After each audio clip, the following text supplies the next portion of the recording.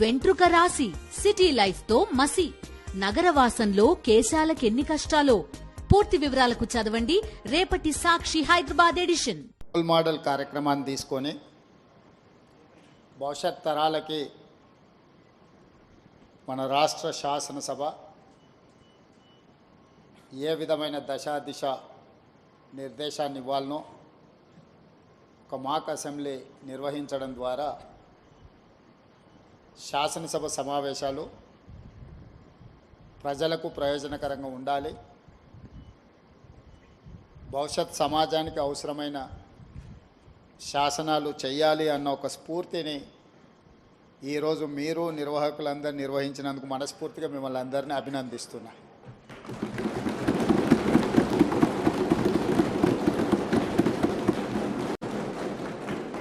నాకు తెలిసి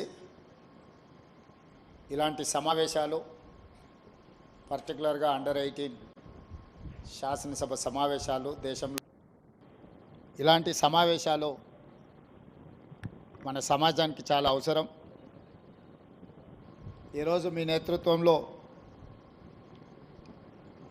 అండర్-18 అసెంబ్లీ సమావేశాలలో డ్రగ్ అబ్యూస్ బిల్, అదేవిధంగా అండర్-18 హెడ్ క్వార్టర్స్ బిల్తో పాటు శాసనసభలో సభ్యులు లేవనెత్తిన ప్రశ్నలకు వాటికిచ్చే సమాధానాలతో పాటు ప్రభుత్వం తీసుకుంటున్న నిర్ణయాలను కూడా మనం చర్చించుకోవాలి. ప్రతిపక్షాలకు ప్రశ్న అడగడం, ప్రభుత్వాన్ని నిలదీయడం అనేది వాళ్ళ బాధ్యత. ప్రజాస్వామ్యంలో speaker right hand side treasury benches ఉంటాయి, left hand side opposition benches ఉంటాయి. Leader of opposition, leader of the house ఇద్దరికీ ఈక్వల్ ఆపర్చునిటీస్ ఉంటాయి. Leader of the opposition issues లేవనెత్తడానికి ఎప్పుడైనా వారు చేయెత్తినప్పుడు స్పీకర్ గారు వారికి మాట్లాడడానికి, ప్రశ్నించడానికి అవకాశం ఇవ్వాలి. అదే సందర్భంలో లీడర్ ఆఫ్ ద హౌస్ బాధ్యతాయుతంగా ప్రభుత్వం యొక్క విధానాలను చెప్పాలి. ప్రధానంగా సభను నడిపించే బాధ్యత లీడర్ ఆఫ్ ది హౌస్ మీదనే ఉంటుంది. శాసనసభ సమావేశాలను ఎప్పుడైనా బాధ్యతాయుతంగా నిర్వర్తించడం అనేది ప్రభుత్వం యొక్క బాధ్యత. ప్రభుత్వం చేసే నిర్ణయాలను ప్రజలకు చేరవేయడానికి ఇది ఒక మంచి వేదిక. కాబట్టి ఎప్పుడు కూడా ప్రతిపక్షాలు ఒకవేళ సమస్యల తీవ్రతను బట్టి నిరసన తెలిపినా, ఆందోళన చేసినా కూడా ప్రభుత్వం సమన్వయంతో సమస్యలకు సరైన సమాధానం చెప్పుకుంటూ ప్రతిపక్షాలను సమన్వయం చేసుకొని సభను నడిపించడానికి చూడాలి. కానీ దురదృష్టవశాత్తు ఇప్పుడు రాష్ట్రంలో, దేశంలో జరుగుతున్న పరిణామాలు సభల్ని ఏ రకంగా వాయిదా వేయాలనే విధానంలో సభలు జరుగుతున్నాయి.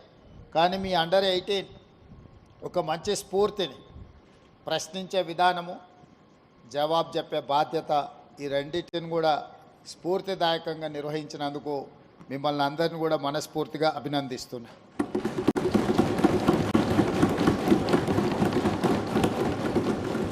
అదేవిధంగా ఈరోజు 14th నవంబర్ భారతదేశ మొట్టమొదటి ప్రధానమంత్రి పండిత్ జవహర్లాల్ నెహ్రూ గారు జన్మదినము.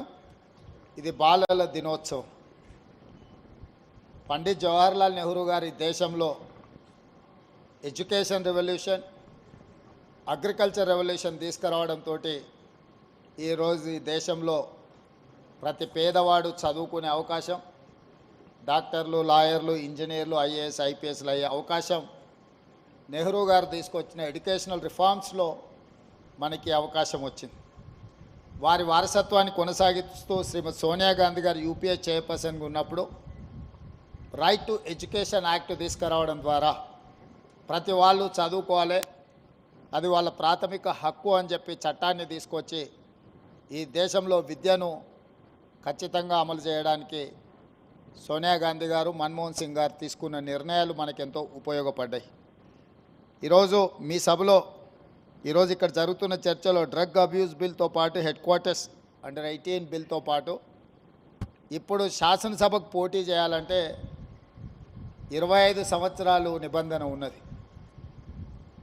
గతంలో ఓటు హక్కు 21 సంవత్సరం ఉంటే రాజీవ్ గాంధీ గారు ఈ ఓటు హక్కును యువతకు అందుబాటులోకి తీసుకురావాలని 18 సంవత్సరాల వయసు నిండిన వాళ్ళందరికీ ఈరోజు ఓటు హక్కు వచ్చింది. అండర్ 18 మీరు 18 కంప్లీట్ చేసుకున్నప్పుడు మీకు వచ్చే ఓటు హక్కును భారత ప్రధానమంత్రి రాజీవ్ గాంధీ గారు ఉన్నప్పుడు చట్టాన్ని రాజ్యాంగాన్ని సవరించి 21 ఇయర్స్ నుంచి 18 ఇయర్స్కు తీసుకొచ్చిన సంగతి మీ ద్వారా 18 ఇయర్స్ కంప్లీట్ చేసుకున్న మొట్టమొదటిసారి ఓటు వేయబోతున్న ప్రతి విద్యార్థులకు విద్యార్థినులకు నేను గుర్తు చేయదలుచుకున్నా. ఈరోజు ఓటు హక్కు ఓటు వినియోగించుకున్నప్పుడు మీకు ఆ హక్కు ఏ ప్రధానమంత్రి ఇచ్చిండ్రో కూడా మీకు తెలిసి ఉండాలి. అదేవిధంగా ఇంకొక బిల్లును కూడా ఇంకొక సూచన కూడా 21 సంవత్సరం నుంచి 18 సంవత్సరాలకు ఓటు హక్కును తగ్గించుకున్నప్పుడు ఎన్నికల్లో శాసనసభ పోటీ చేయడానికి 25 సంవత్సరాల నిబంధన ఉన్నది. ఈ నిబంధనను కూడా సవరించుకొని 21 సంవత్సరాలు పూర్తి చేసుకున్న వాళ్ళు శాసనసభకు పోటీ చేయడానికి అవకాశం కల్పిస్తే, చట్టాన్ని సవరిస్తే యంగర్ జనరేషను శాసనసభలో రిప్రజెంట్ చేయడానికి అవకాశం ఉంటుంది. ఈరోజు 21 ఇయర్స్ కంప్లీట్ చేసుకున్న వాళ్ళు ఐఏఎస్లు ఐపీఎస్లు అయి జిల్లా అధికారులుగా పనిచేస్తున్నప్పుడు 21 సంవత్సరాలు పూర్తి చేసుకున్న వాళ్ళు శాసనసభ్యులు కూడా రాణిస్తారని చెప్పి నేను బలంగా విశ్వసిస్తున్నా, నమ్ముతున్నా. మీ రెజల్యూషన్స్లో తీర్మానం చేసి మీరందరూ భారతదేశ రాష్ట్రపతికి ప్రధానమంత్రి గారికి ఈ తీర్మానాన్ని పంపవలసిందిగా స్పీకర్ గారికి నేను విజ్ఞప్తి చేస్తున్నా. 21 సంవత్సరాలు ఓటు హక్కు ఉన్నప్పుడు శాసనసభకు పోటీ చేయడానికి 25 సంవత్సరాల నిబంధన ఉంది.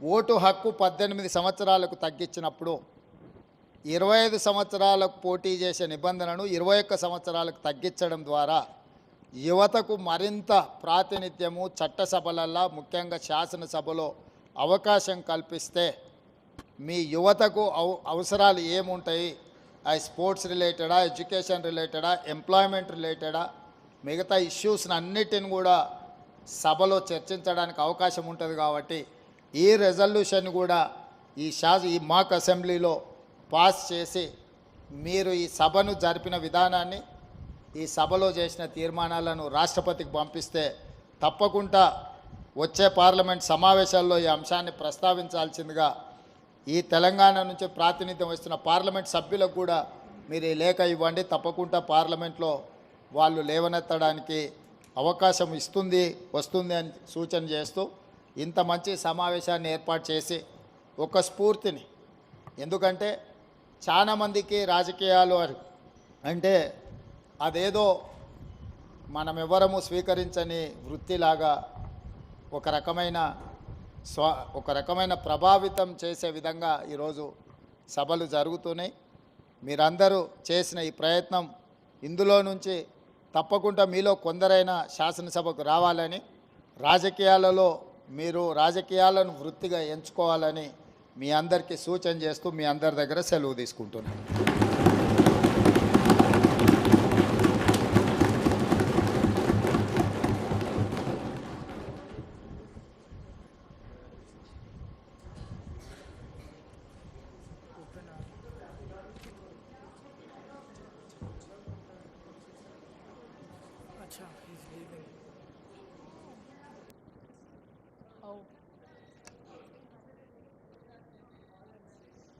Sir,